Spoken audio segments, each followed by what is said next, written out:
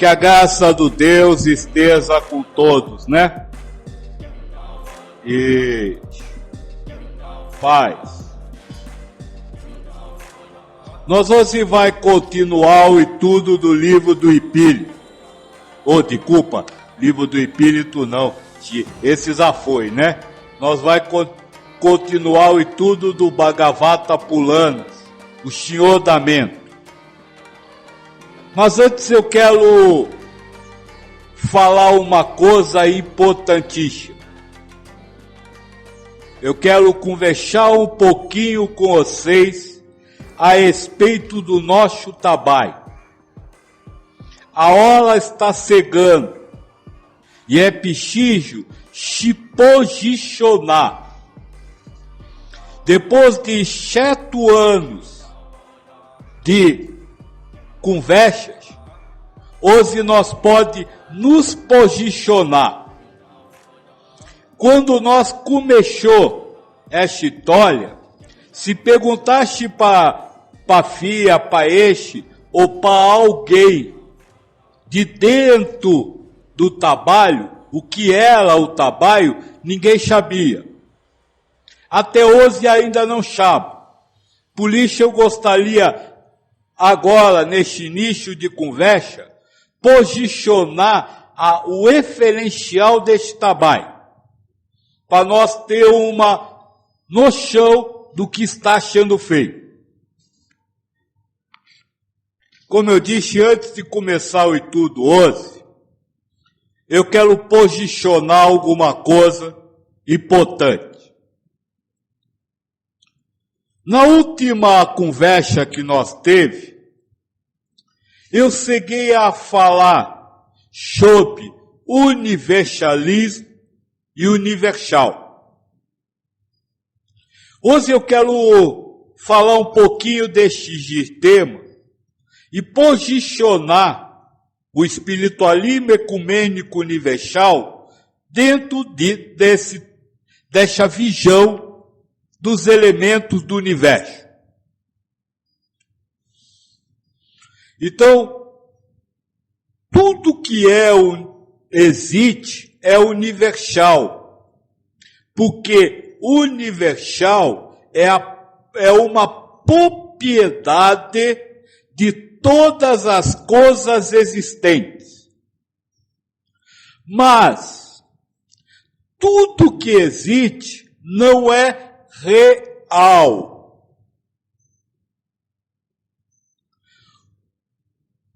Dentro do universal, nós podemos afirmar que existem elementos reais e elementos ilusórios. Por exemplo, você olha para a parede, você vê uma parede, então essa parede existe dentro do universo. Só que parede não é algo real.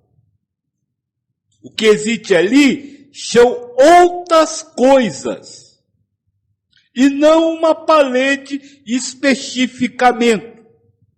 Agora, daí você dizer que porque ela é composta por outras coisas, ela não existe, isso é irreal, porque ela existe para quem acredita nela. É como uma milagem no deserto. Existe a areia, e alguns veem na areia, por exemplo, água, outros veem rios, outros veem palácios, outros veem cidades. Todas essas coisas são reais, existem para quem vê. Então elas são universais. Mas elas não são reais. Essa é a primeira coisa que nós precisamos compreender. Tudo que alguém acredita existir é universal, mas nem sempre é real. A partir daí, nós temos que descobrir o que é universalismo. E eu vou hoje então dizer que universalismo são os caminhos para cada vez mais se aproximar do real. Por exemplo, a doutrina católica é um universalismo. Apesar de ela ainda levar a elementos ilusórios, porque ela cria o céu e o inferno, ela cria os santos, o ser humano. A doutrina espírita é universalista, mas não trabalha com os elementos reais do universo, mas cria outras ilusões diferentes daquelas que vive o ser humano.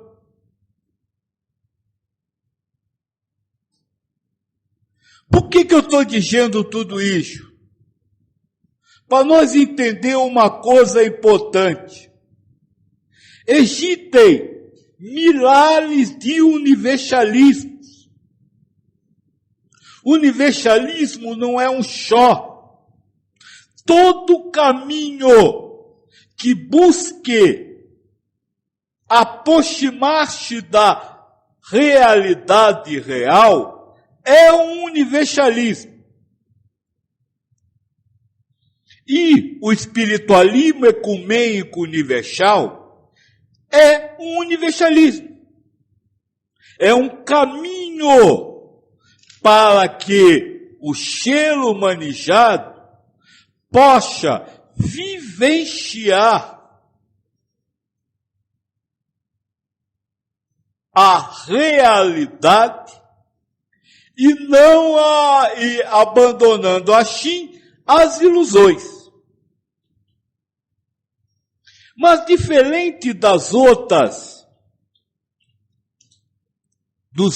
universalismos, o espiritualismo universal trabalha num conceito chamado não existência. O que é a não existência? É aquilo que eu te venho falando. A existência de tudo, num nada que pode ser compreendido. Não sei se eu estou hoje me fazendo ficar calo. Este é o fundamento do universalismo, do espiritualismo ecumênico universal. Ele guia como caminho à universalização a penetração num nada que não é vazio, mas é cheio de tudo, mas que este tudo não pode ser percebido ou compreendido pelos seres humanizados. Isso é fundamental para quem vem nos acompanhando e para quem até fala sobre o que houve aqui.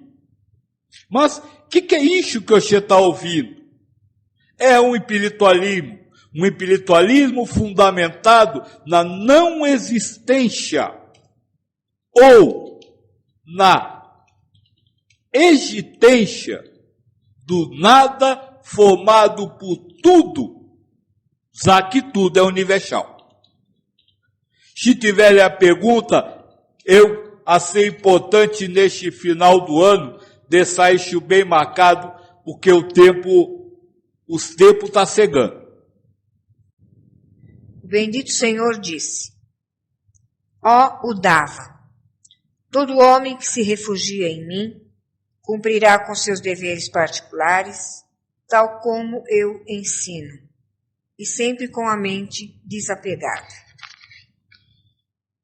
Outro dia eu encheei a nossa conversa dizendo o seguinte: todas essas teorias que nós vem conversando sobre o domínio da mente são apenas teorias, são elementos de ego, já que são verdades ainda ilusórias, porque estão sendo compreendidas pelo raciocínio. E aí eu disse, na verdade, a realização deste trabalho passa apenas por um aspecto: a confrontação entre o que você está vivenciando e a graça de Deus. E eu lembro que eu disse assim: se a contrariedade, se o prazer, se a dor lhe faz perder a graça de Deus, abra mão de vivenciar lixo, para não perder a graça de Deus. Então, quando o seu ego cria uma situação onde você vai vivenciar determinado sofrimento, diga: olha, só um momentinho, se eu vou vivenciar agora essa dor, eu vou sair da graça de Deus. E para mim é mais importante estar na graça de Deus. Só isso consegue fazer com que o ser humanizado liberte-se da ação do ego. Que, aliás, é exatamente isso que o Krishna está ensinando neste parágrafo. Aquele que vivencia Deus, ou seja, aquele que está sempre com Deus, em Deus e é por Deus, vive a vida com harmonia, paz e felicidade, e tem a mente sob controle. Se tiver pergunta. Item 2. Convém que observe, com entendimento purificado, todas as vicissitudes que sofrem aqueles que se apegam aos objetos, pensados, dos sentidos, pensantes, considerando-os reais. Convém àquele que quer se tornar senhor da sua mente observar o quanto sofre aqueles que são apegados a elementos materiais. Esse é um grande caminho para você realizar a libertação do ego. Sabe, quando você vê uma pessoa sofrendo porque não consegue realizar seu desejo, imagine que se você se prender a desejos, vai passar pela mesma coisa. Está disposto a isso? Imagine que quando você vê uma pessoa sofrendo porque não consegue que o mundo viva de acordo com o que ele quer, e você, imagine que você pode passar pela mesma coisa. Está disposto a isso? Essa é uma grande lição que nós já estudou aqui, que é a função espelho. Utilize os outros como espelho para você. Olha só, Está vendo só como está aquela pessoa? Porque continua apegada, continua lutando contra a vida, contra as verdades criadas no ego, para impor a sua vontade aos outros? Não, eu não quero isso para mim, não. Agora, repare que o Krishna fala em reparar, não em criticar, não em dizer que aquela pessoa está errada, não em dizer que aquela pessoa não presta, não em dizer que aquela pessoa não é mais impura, é mais atajada ou coisa do gênero. Reparar para você aprender uma lição e não reparar para criticar. Se tiver pergunta. Tem uma pergunta. A gente se liberta da posse de uma só vez ou aos pouquinhos?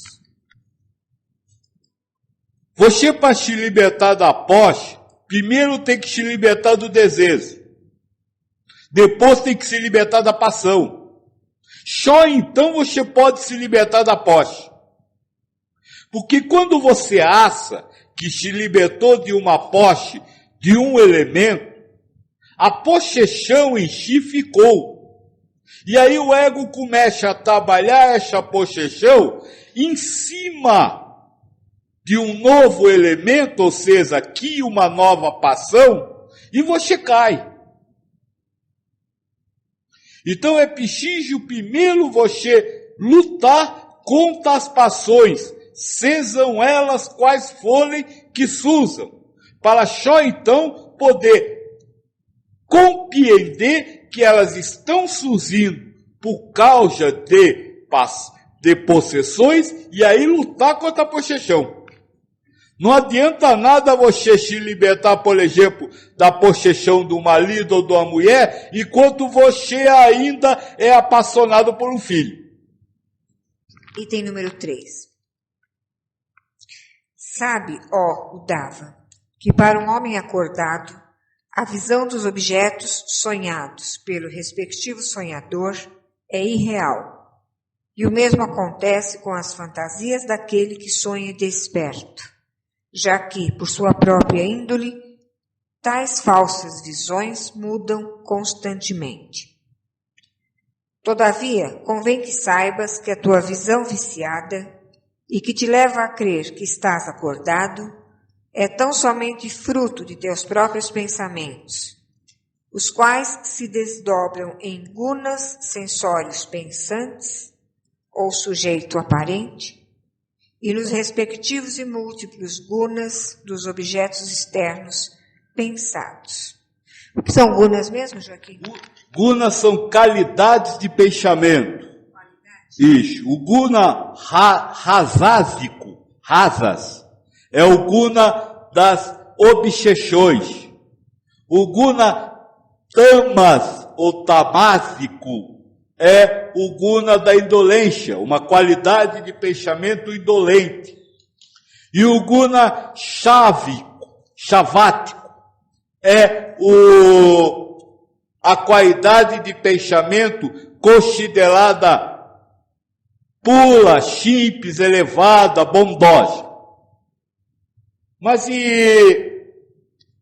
este versículo é grande e nós vamos ter que falar dele em partes. Inicialmente o Krishna fala que para aquele que está desperto, ou seja, aquele que se torna um homem lúcido, um espírito que possui um ego com verdades mais universalistas,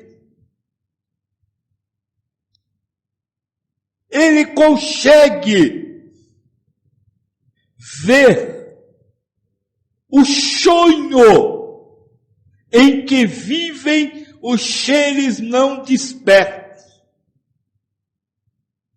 Sabe, o sonho de realização de desejos, a paixão, as vontades, as paixões, as posses, Ele consegue ver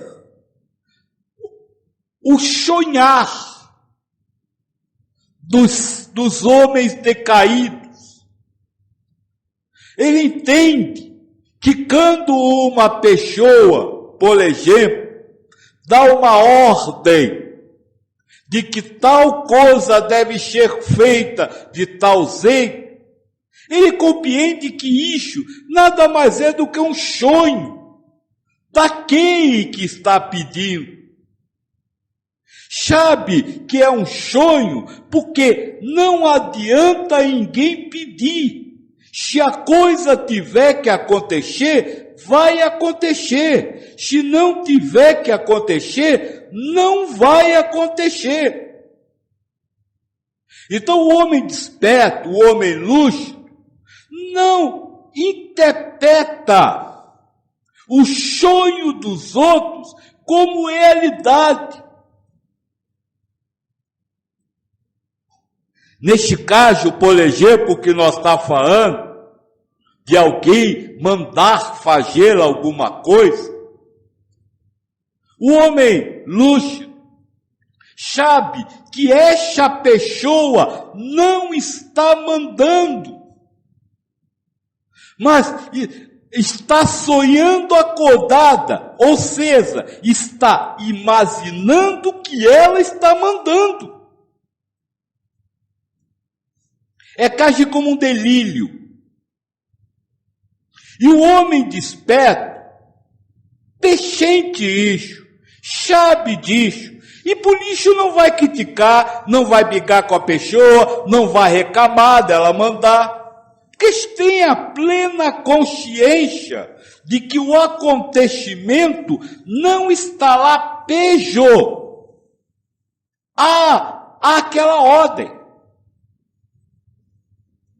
Este é o primeiro detalhe. Mas tem um segundo detalhe. No final, o Krishna diz assim: agora o homem desperto também sabe que esse seu despertar ainda é ilusão.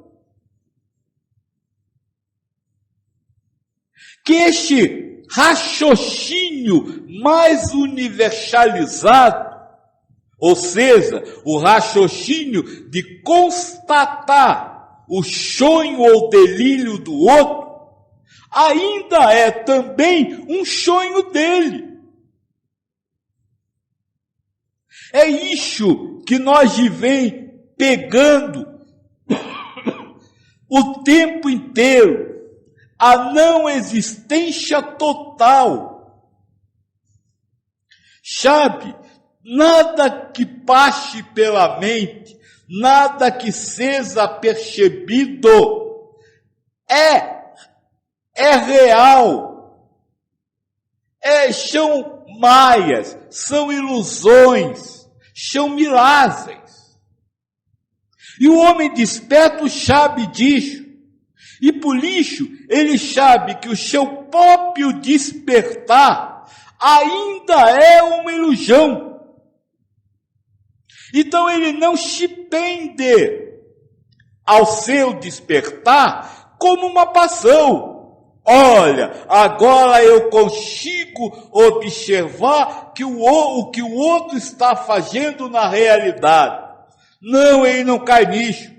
Ele diz: isso foi um sonho que eu vivi neste momento. Agora não sei se em próximos momentos eu vou também vivenciá-lo. Pode ser que em próximos momentos eu não consiga estar acordado, ou seja, eu não consiga estar consciente de que tudo na vida é um sonho. Filhos, o grande problema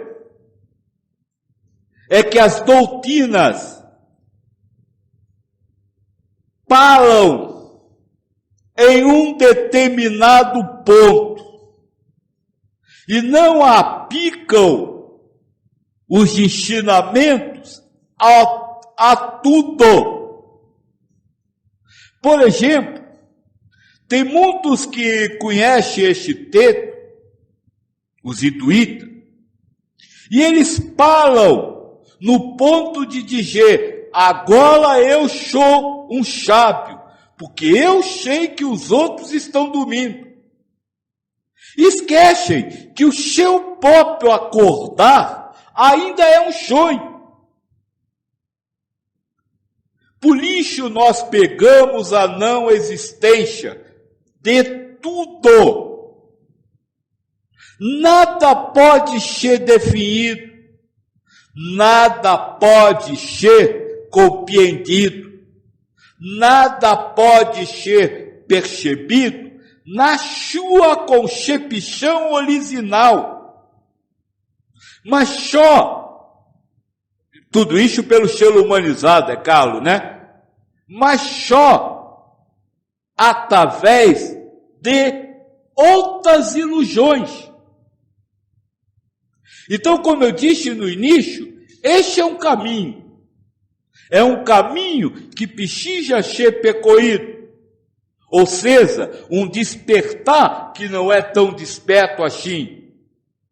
Mas que posteriormente terá que ser também tratado como sonho, para despertar um pouco mais.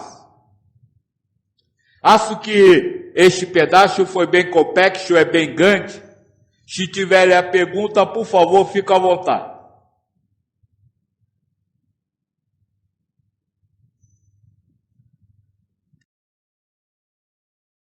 Item número 4.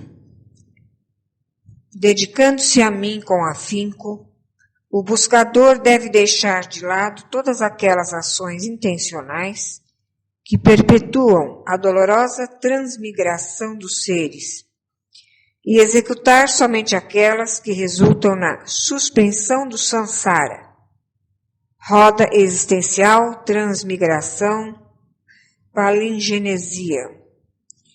Aquele que de fato se dedica fervorosamente a buscar a verdade já não deve manter-se submisso às leis comuns do trabalho, que o impelem a ganhar o sustento somente. Vamos por parte. Fia, você pode ler o início, por favor? Dedicando-se a mim com afinco, o buscador deve deixar de lado todas aquelas ações intencionais que perpetuam a dolorosa transmigração dos seres. Dedicando-se a Deus, o buscador deve eximir-se de praticar ações intencionais. Para os menos avisados, pareceria que o Krishna está falando em tipo de ações. Praticar alguma ação. Mas não é isso. O que ele fala é que você deve deixar de praticar ações intencionais. Ou seja, você deve deixar de ter a intenção ao praticar a ação. Fazer por fazer, e não fazer para conseguir algo, não fazer para ter algo, não fazer esperando algo. Essas são as intenções. Quando o buscador se firma em Deus, ele não tem mais intenções, porque ele está em Deus, com Deus e por Deus, e a sua única intenção é continuar em Deus, por Deus e para Deus. Ficou claro isso? E quando ele então pratica isso, o que acontece, filha? Continua a leitura. Então deixa eu ler de novo, senão vai perder aqui o sentido.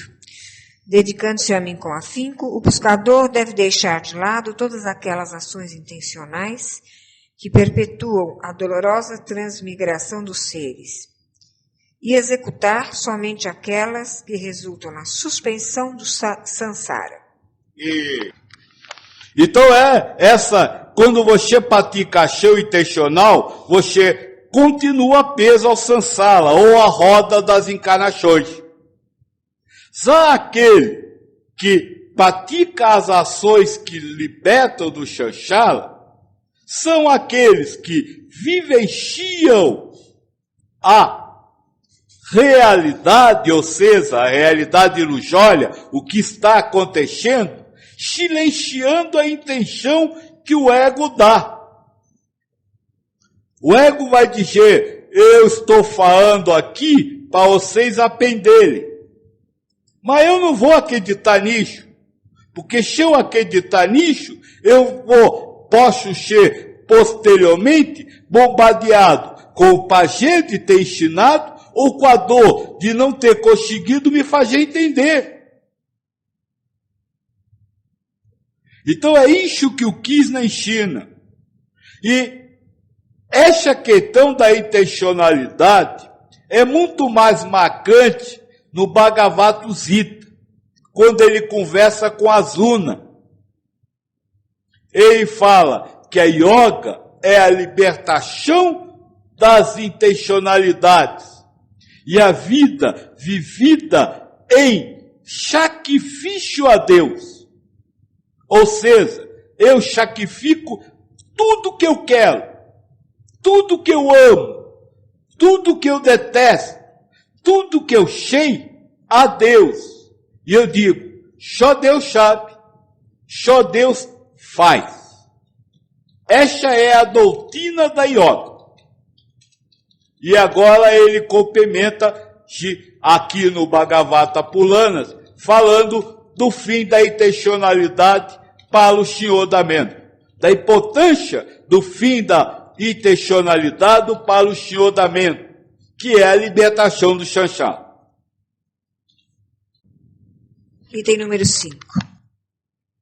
Fixando-se em mim, convém que o buscador cumpra com os preceitos morais universais, como não ferir, matar, roubar, etc., ou yamas, e de quando em vez, inclusive com os niyamas, ou regras de conduta menos importantes, como higiene, etc., deverá servir ao mestre sereno que me realizou, e que exatamente por isso se tornou uno comigo. Mais uma vez, de não se está falando de ações, mas de intenção. Como eu disse antes, a doutrina do Buda, a doutrina do Cristo, a doutrina do Krishna é fundamentado na intenção. Então, o ser lúcido não deve se prender na intenção às leis do seu país, às leis da sociedade, ou seja, a vontade de ganhar, o medo de perder, a vontade de ser famoso, a vontade de ter paz sempre, como mandam as leis de evoluir materialmente, e nem a se prender às regras de higiene, que aliás ajudaram tanto neste mundo, não? Mas tudo isso na intenção, não na ação. Se tiver pergunta. Item número 6. O buscador deve libertar-se de toda vaidade e ciúme. Deve ser eficiente em tudo, carecer de apego e estar firmemente dedicado ao autêntico Guru. Não deve ter pressa nem impaciência para vivenciar a verdade. Estando livre de toda inveja, não deve ser afetado pelas discussões inúteis. Veja que o Krishna só fala de mundo interno, de intenções, de emoções. Ele não fala de ação. Você deve ser livre de vaidade, Você deve ser livre da obsessão, da peste em realizar, ou da indolência em realizar. Você deve ser livre da luxúria. Enfim, sempre o mundo interno, nunca sois. E livre, não deixar de ser. Olha bem que isso é importante. O Krishna diz que você deve ser livre dessas coisas, mas não que você decide tê-las. Você deve ser livre da vaidade, mesmo tendo vaidade. Porque a vaidade é criada pelo ego como instrumento karmático.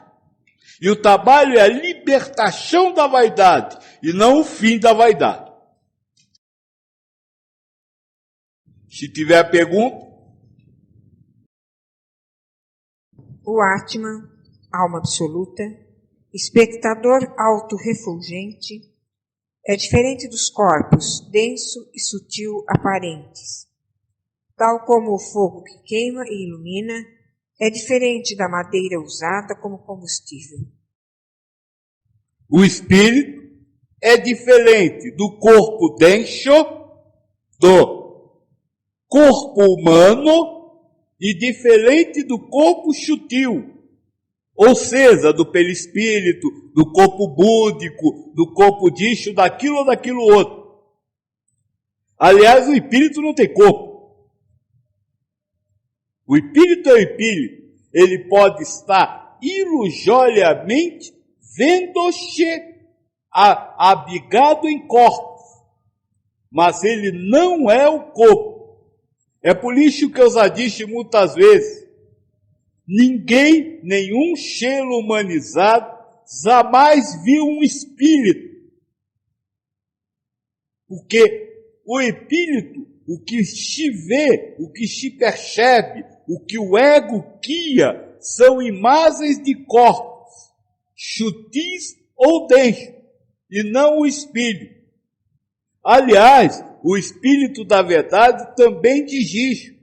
Quando perguntado o Cateco se o espírito era alguma coisa, o espírito da verdade diz assim, para nós, mas para vocês ele é um nada, porque vocês não podem, não conseguem perceber o espírito.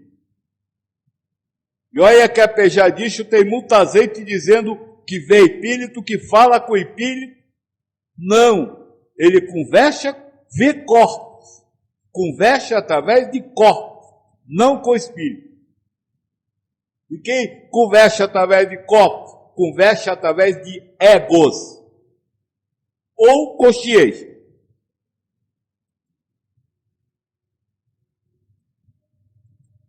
Se tiver a pergunta.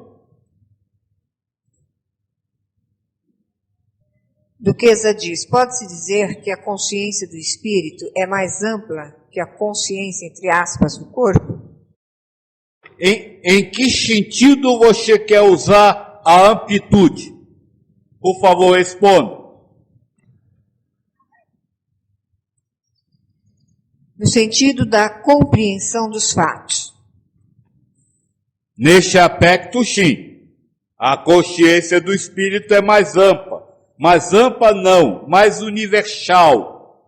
Porque ele tem uma compreensão mais universalizada dos fatos do que a consciência, não do corpo, mas a consciência humana.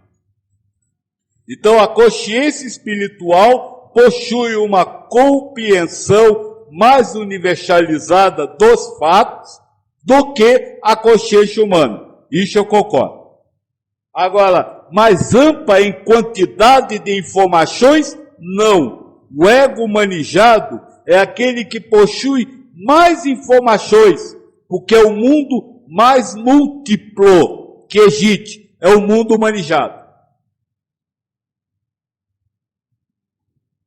Imagina quantas informações precisa ter um ego de um pachalinho para viver. Agora imagina quantas informações tem um ego humano para viver. Então o ego humano é mais amplo nesse sentido. Item número 9.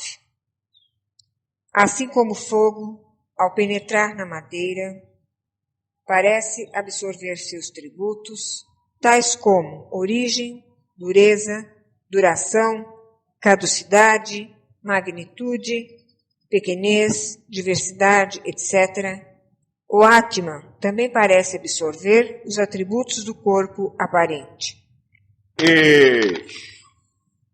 Assim como o fogo parece ter os atributos do que está queimando, o espírito parece ter os atributos do corpo. Então, por exemplo, um corpo gordo. Não existe espírito gordo. Por exemplo, um corpo velho. Não existe espírito velho. Um corpo bonito. Não existe espírito bonito. Um corpo bondoso. Não existe espírito bondoso. É apenas aparência. É apenas um julgamento daqueles que trabalham com chombas, com ilusões, ou seja, julgam o espírito pelo ego manejado. Outro dia me perguntaram, o que no ego é do espírito? E da colocar assim o exemplo. Por exemplo, um ego que tenha paciência. Essa paciência é do espírito ou é do ego? E aí eu respondi assim, no ego só existe do espírito o gênero de provas, mais nada. Por exemplo, se o espírito pediu para trabalhar o nervosismo, o ego será nervoso. Mas este nervosismo não é do espírito, é do ego. E está presente no ego porque é parte da prova do espírito. Então não dá para reconhecer um espírito pelo ego ao qual ele está ligado.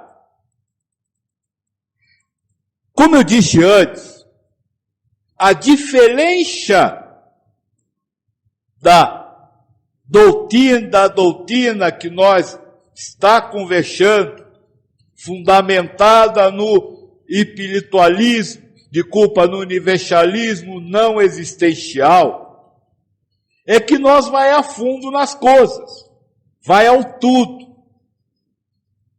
E a partir desta informação, ou seja, que não dá para se reconhecer nenhuma característica do espírito, através do ego, eu pergunto, será que o espírito que viveu São Francisco de Assis era santo? Será que o espírito que viveu Gandhi era santo? Não sei. Eu não posso julgar o espírito pelo ego. E São Francisco de Assis, de Gandhi, são personagens humanos, ou seja, são egos. É por isso que no Avaduto Gita, ou seja, no estudo profundo do monismo, fundamentado no estudo do Krishna, é dito assim, se eu já sou tudo que eu posso ser, a quem eu vou render homenagem? O verdadeiro sábio, não rende homenagens a ninguém, ele não tem ídolos, porque ele sabe que o que ele conhece é só ego, são características do ego e não características do espírito. Isso é fundamental para se alcançar este nada seio do tudo. É preciso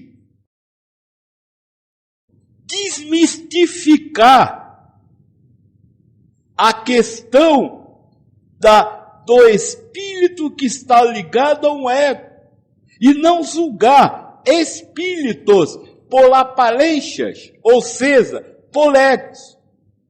E na hora que nós faz isso, nós conseguimos amar a todos de uma forma equânime e igual.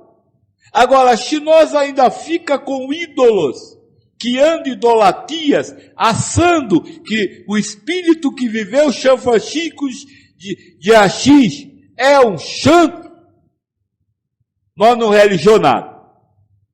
Se tiver a pergunta, este texto é importantíssimo. Porque serve também para os outros seres humanos. Por exemplo, a questão da almazêmia. Se teve uma moça que vinha aqui que foi embora justamente por causa disso. Essa questão de almazêmia é a maior ilusão que existe. E quando eu disse isso, ela disse, eu não acredito nisso. Eu disse, tá certo, é seu direito. Não existe almazêmia. Até porque essa questão de afinidade que vocês vivem é afinidade com egos, não com espíritos. Porque não dá para se reconhecer o espírito pelo ego. Então, pode existir egos êmios, mas não almas êmias. E além do mais, se houvesse uma alma inteiramente dedicada à outra, ela feriria o universal, porque ela estaria vivendo, colocando uma outra alma acima das outras. Acabou a igualdade do universo. Então é fundamental essa história para se parar com determinadas coisas que não nos deixam evoluir, que nos prende à roda de encarnações. Sabe, tem muito espírito que não quer sair da roda de encarnação para não perder este contato com essa tal de almazêmia. Que isso é um ego, isso é uma pova. Se tiver pergunta.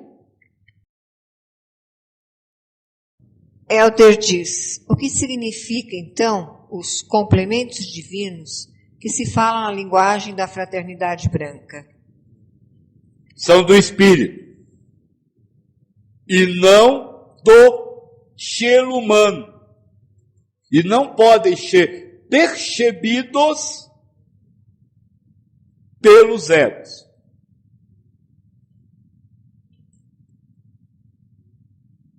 Deixa eu dizer uma coisa para você, moço.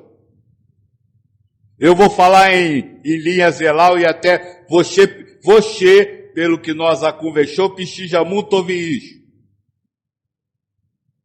Existe muito espírito que possui atributos de santidade que vocês nem imaginam qual são, porque na verdade vocês só têm ideias desses atributos, que hoje vivem como assassinos, bandidos e ladrões.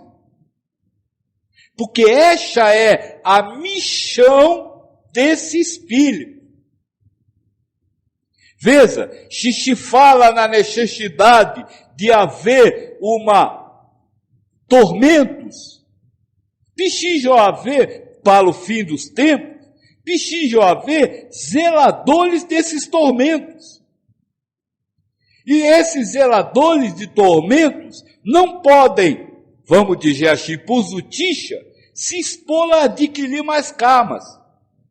Então Deus manda espíritos missionários para guiá-los os tormentos, grandes tragédias, vamos dizer assim, por michão. E o espírito que possui atributos divinos, aceita, porque espírito não escolhe michão. Espírito pede a Deus: Senhor, fazei de mim instrumento da vossa vontade, não da minha. Se o Senhor acha que eu devo encarnar agora e passar pela execução pública, louvado seja o seu nome, eu vou. Aliás, foi este o mesmo caso de Judas. O evangelho de Judas está aí agora para provar que ele não tinha aqueles atributos, mas que ele veio como missionário, veio num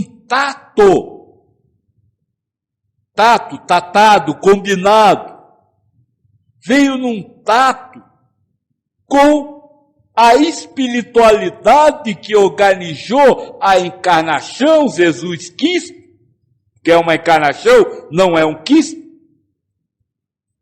para que ela tivesse na ilusão o cumprimento dos fatos necessários para a exemplificação da universalização. Então nós não podemos confundir atributo do espírito com atributos do ego, do ser humano. Não são os mesmos. O atributo do espírito, do ser humano, é zelado de acordo com a prova ou omissão do espírito. E o atributo do espírito está no átomo, no universo. Se tiver mais perguntas, olha, moço, como eu disse para você, é importante essa compreensão.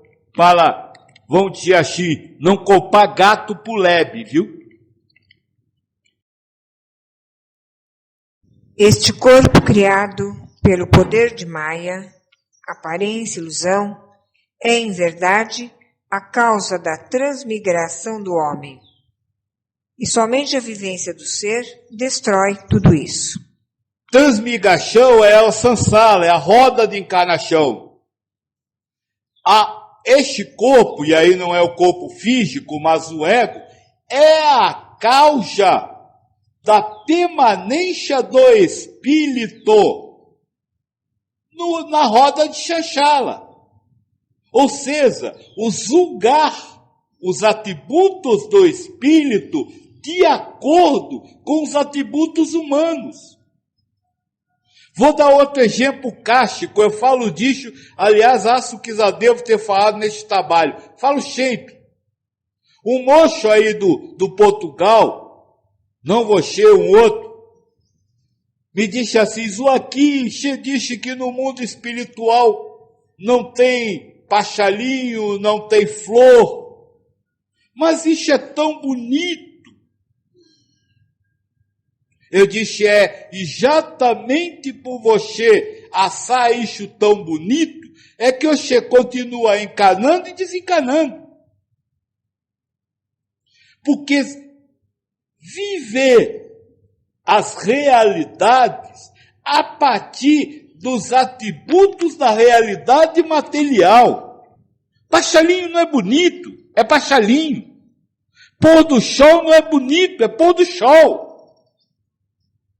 E o pôr do sol é uma ilusão, já que não existe sol. Não se pode julgar as coisas do mundo pelos atributos do mundo. Deve-se julgar as coisas do mundo pelos atributos espirituais. Mas como você não conhece os atributos espirituais, não julgue nada. Não ache nada certo, não ache nada bom, não ache nada bonito. Porque enquanto você estiver preso a estes elementos materiais, Você vai encanar e desencanar durante muito tempo. Até que um dia você vai acordar e dizer, meu Deus, que idiota. Item número 11. Portanto, valendo-se do discernimento, convém que o homem se una ao eu absoluto que mora em seu próprio coração, abandonando para tal todo pensamento ou noção de corpo real, mundo verdadeiro e todo o resto, que se supõe conhecer graças ao pensamento. Olha, sabe qual é, vamos dizer assim, só para nós tentar colocar de uma forma que vocês entendam.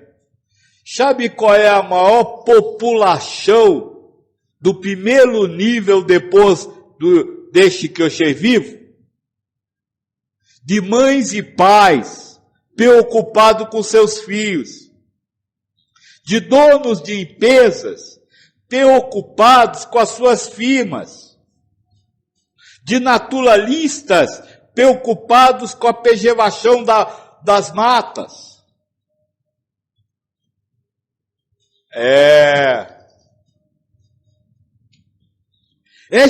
Essas coisas que são consideradas tão bonitas. Tem mais, né? Os que praticam a caridade material preocupados com os que estão passando necessidade. Essas coisas que são consideradas tão bonitas, tão certas, tão perfeitas, dentro da lógica humana, não vale para a lógica espiritual. Portanto, leia de novo, filha, que eu acabo com as mesmas palavras que estão aí. Portanto, valendo-se do discernimento, convém que o homem se una ao eu absoluto que mora em seu próprio coração, abandonando para tal todo pensamento ou noção de corpo real, muito verdadeiro, e todo o resto, que se supõe conhecer graças ao pensamento. Exatamente isso. Portanto, abandone tudo e ligue-se ao eu real, que você não sabe quem é, o que tem, como vive. Então, abandone-se ao nada. Nada que contenha tudo, sem o valor que ele tem hoje. Item número 12. O verdadeiro mestre deve ser considerado como o pedaço de madeira superior, o buscador como o pedaço inferior. A instrução dada é a própria lenha que os identifica, e o reto conhecimento é a união que conduz à felicidade suprema. Este exemplo refere-se ao antigo método de obter fogo quando se esfregam dois pedaços de madeira entre si. Assim como o fogo parece destruir as impurezas, o entendimento que um discípulo sagaz alcança de um guru competente dissipa a ignorância mental que recobre a verdadeira natureza do discípulo. Só vamos unir a isso aí o ensinamento de Cristo. Não chame ninguém de mestre, porque você tem um mestre no céu. Então, o discípulo que, ligado a Deus, recebe de Deus o ensinamento, é como o fogo que queima todas as impurezas e faz com que este ser consiga ir além da materialidade. 13. Esta sabedoria altamente refinada, que se alcança de um mestre competente, dissipa a enganável ilusão que os gunas produzem, gunas ou qualidades da mente e natureza, e que se expressam como tranquilidade, atividade e inércia. Depois que tais gunas ficam completamente superados, Eles que compõem a psicofisicalidade ou o universo empírico, a ilusão consequente se extingue por si, como o fogo sem o combustível. Nós vamos falar de Guna mais adiante, né? Por enquanto fica só informação. Quando você consegue chupelar as qualidades do pensamento, ou seja, os atributos zelados pelo pensamento, você consegue então entrar numa realidade mais universal do que esta. Porque como eles já dizem, mesmo o despertar ainda é um sonho. Se tiver pergunta. Temos a pergunta da Thelma, vamos ler aqui rapidinho, porque ela tem que ir embora antes das 10, né, Thelma? Não vai ficar presa dentro do shopping. Joaquim, você diz que é mais fácil a evolução quando estamos encarnados. Mas a gente se preocupa tanto com as posses e as paixões terrenas, por que quando desencarnados fica mais difícil? Eu nunca disse que era mais fácil. Eu disse que só se alcança a evolução encarnado. Por quê? Porque a evolução é o resultado da libertação do ego. E quando desencarnado, ego manejado.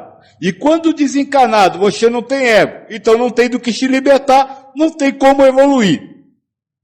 Agora, o que é difícil não é, como é que ela falou, filha? Mas a gente se preocupa tanto com as posses e as paixões terrenas. O problema não é se preocupar com as posses.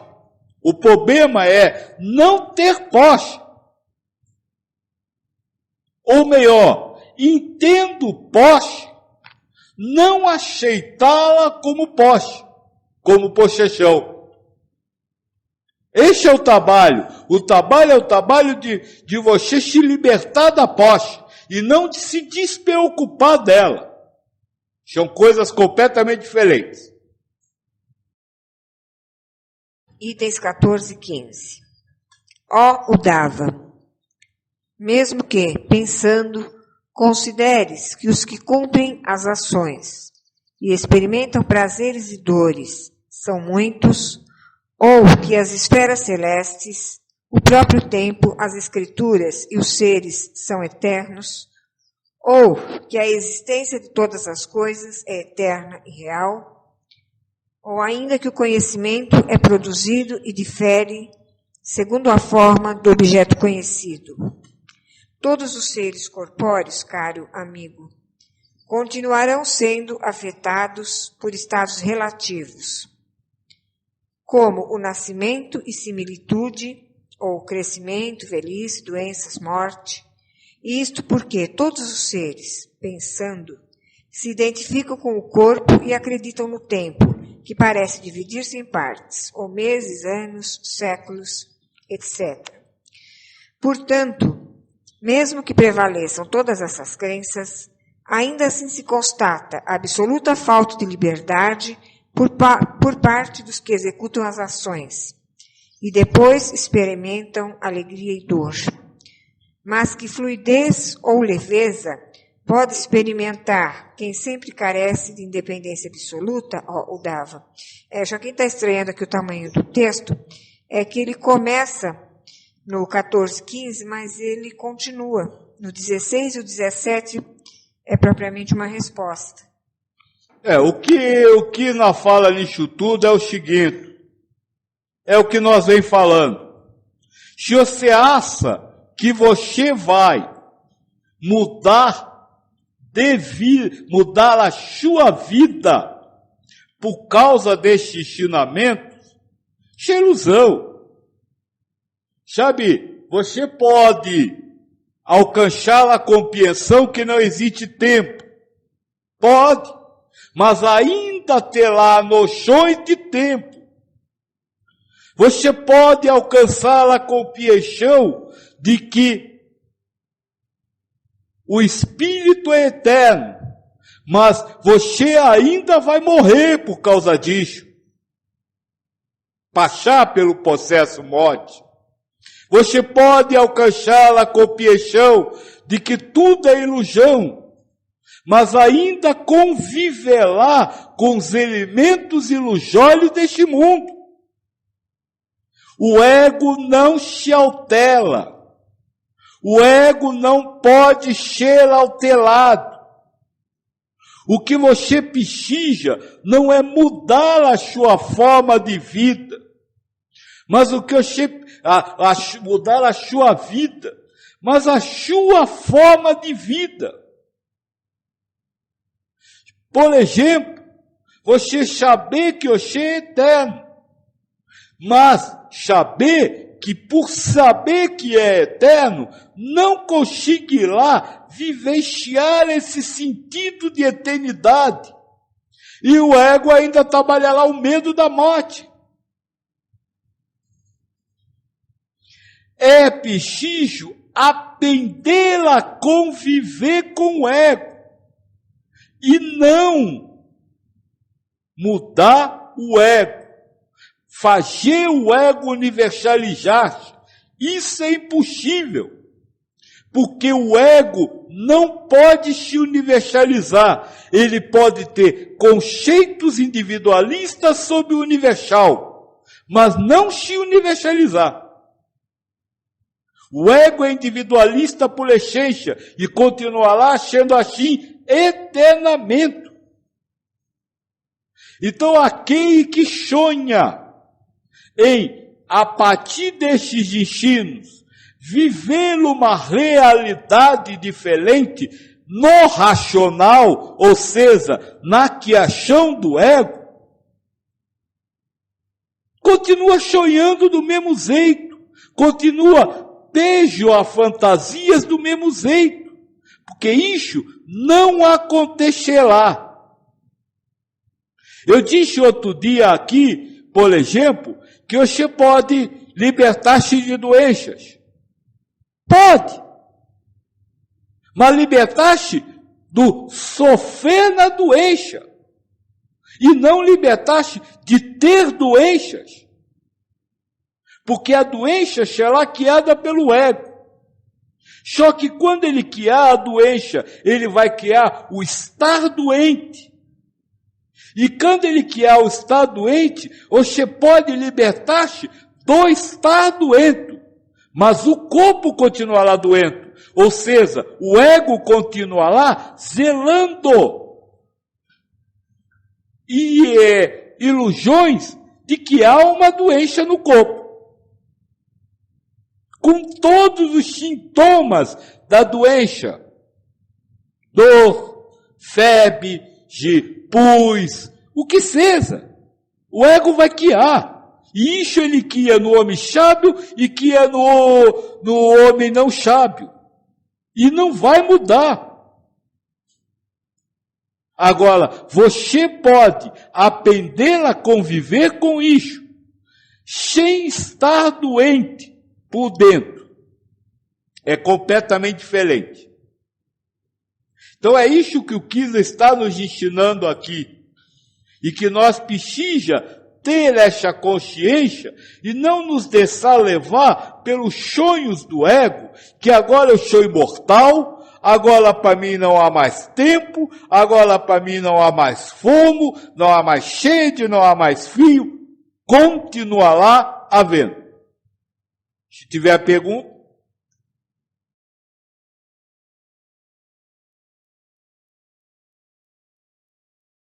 Então, filho, nós hoje vai parar por aqui neste trabalho. Como eu disse, como eu venho fazendo, em termos de despedida do dia, né? Quero só relembrar o que nós conversou hoje. Que o Kisa fala que realmente o homem sábio pode se considerar desperto, mas que ele precisa saber que este despertar ainda é um sonho. E isso exatamente para isso que nós falou agora no fim, para não ficar preso àquilo, aquelas ideias fantasiosas de viver uma vida de forma diferente dos demais que o ego guia. Este é o primeiro grande recado de hoje. Saber que o despertar ainda é sonho. E saber que mesmo assando se desperta, nada mudará. E o segundo grande recado de hoje, que eu acho que foi um dos mais importantes que nós já viu aqui. Que não se julgue o espírito pelo personagem, porque os atributos do espírito e do personagem são completamente diferentes. Ficou claro isso? Tem pergunta, filha? Então vamos fazer a pergunta. Eu vou fazer a pergunta sem identificar a pessoa, ok? É possível que seja revelado ao encarnado quem seja o seu complemento divino e que lhe digam que vão cumprir suas missões juntos? Os encarnados nunca podem se afinizar com outro sem ser através do ego? São duas perguntas. Sim, é possível ser revelado. Mas neste caso, este complemento divino que você fala, é um complemento divino, já que é o complemento para uma missão ou para uma expiação. Prova. Não é um complemento divino por divindade dos dois ou relação afetiva entre espíritos. Mas ele é um complemento divino no sentido de ser o complemento da existência encarnada para uma missão ou para provações. Qual é a segunda pergunta? Os encarnados nunca podem se afinizar com outros sem ser através do ego? Não. Por quê? Porque o encarnado não tem livre-arbítrio. Nós já conversamos isso, já discutiu isso aqui. O livre-arbítrio é o dom que Deus dá ao espírito.